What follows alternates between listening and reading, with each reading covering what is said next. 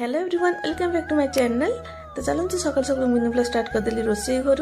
तो अलरेडी चुली में भात बसी देसी आम पछपटे देखते बहुत गुड़ा काठ जाल अच्छी।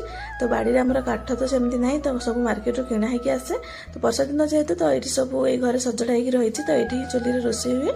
आज जेहेतु बुधवार अच्छी गाँव को आसते गोटे मौसा माछ नहीं माइरी भाकुड़ माछ रखी काटी से मौसा मुझे धोई देगी हलदी लुण दे ये गोड़े भाजी दौची चुली रे। तो ये आलू टमाटो देकी रोसई करी। तो आज मुंड गुड़ाक तो ये देखो भाजिकी प्लेट सजेकी रखी गोटे सर्ट वीडियो बनईदेली कारण मोर गोटे अलग आईडी अच्छी। तो मानी ओडिया ब्लॉगर जो मैंने जानी ना प्लीज से सब्सक्राइब करदे से आमर प्रत्येक दिन खाद्य मुझे सर्ट वीडियो पकाए तो ये मुझे सर्ट वीडियो नेला तो सब माछ मुझे भाजिकी रखीदेली। तो आज जेहेतु बुधवार अच्छी तो माछ ना तो हेनी समस्त तो आइंष प्रिय तेणुक माछ आलू टमाटो देकी गोटे रोसई कली। आशा करी मोर वीडियो भल लगी प्लीज सब्सक्राइब करदे। रोचे थैंक